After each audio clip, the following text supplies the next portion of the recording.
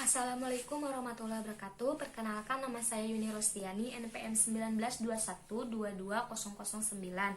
Di sini saya akan menjelaskan poin ketiga dan poin keempat, yang dimana poin ketiga yaitu perkembangan kognisi anak masa prasekolah.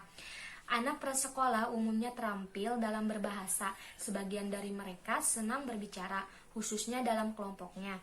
Sebaiknya anak diberi kesempatan untuk berbicara. Sebagian dari mereka dilatih untuk menjadi pendengar yang baik.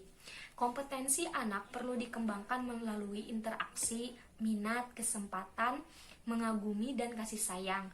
Ainsworth dan Whiting pada tahun 1972 serta Sid dan Whiting pada tahun 1973 menjelaskan cara mengembangkan agar anak dapat berkembang menjadi kompeten dengan cara sebagai berikut. A. Lakukan interaksi sesering mungkin dan bervariasi dengan anak. B. Tunjukkan minat terhadap apa yang dilakukan dan dikatakan anak. C. Berikan kesempatan kepada anak untuk meneliti dan mendapatkan kesempatan dalam banyak hal.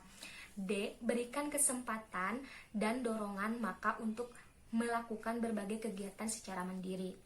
E. Doronglah anak agar mau mencoba mendapatkan keterampilan dalam berbagai tingkah laku. F. Tentukan batas-batas tingkah laku yang diperlukan oleh lingkungannya. G. Kagumilah apa yang dilakukan oleh anak. Dan yang terakhir, sebaiknya apabila berkomunikasi dengan anak, lakukan dengan hangat dan dengan ketulusan hati. Poin keempat yaitu perkembangan fisik anak sekolah dasar. Siswa sekolah dasar merupakan masa anak besar atau kanak-kanak akhir yang berusia 6-12 tahun, yang dimana ciri-cirinya sebagai berikut. A. Pertumbuhan fisik cenderung stabil. B. Keterampilan gerak mengalami kemajuan pesat, semakin lancar, lebih terkoordinasi dibanding masa sebelumnya. C.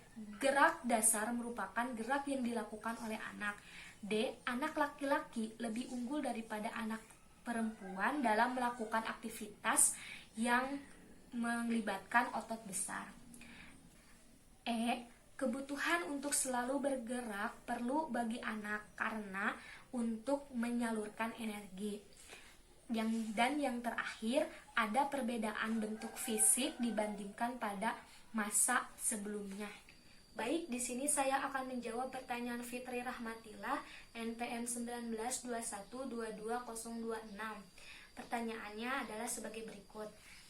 Di sana dipaparkan bahwa anak prasekolah senang berbicara dan terampil dalam bahasa.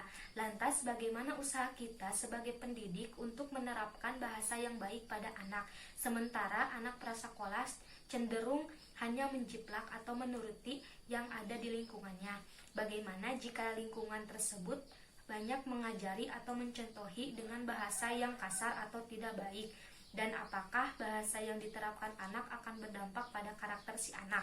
Jadi kita harus terlebih dahulu mendekatkan diri terhadap anak tersebut agar kita bisa masuk ke dalam dunianya dan kita bisa tahu bagaimana lingkungannya.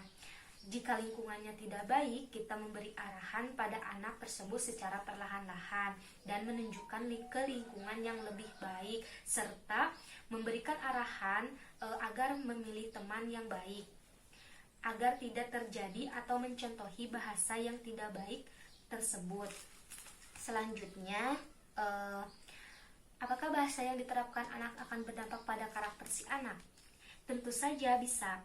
Kembali lagi tergantung kepada lingkungannya. Apakah lingkungannya baik atau buruk? Nah, itu pasti akan berdampak terhadap karakter si anak. Kemudian Fitri mengungkapkan kembali pendapatnya. Menurut saya, kalau dilihat lagi, anak-anak umur segitu bergaul atau memilih teman, mereka sendiri yang mutusin. Maksudnya, Yuni di sana menjadi pembatas atau bagaimana? Jika iya, bukannya batasan itu bisa berdampak ke anak, misalnya akan takut bergaul atau introvert. Nah, perlu ditegaskan kembali, di sana saya bukan menjadi pembatas, melainkan sebagai pengarah saja agar si anak lebih bisa memilih lingkungan yang baik dari sejak dini. Sekian jawaban dari saya, terima kasih.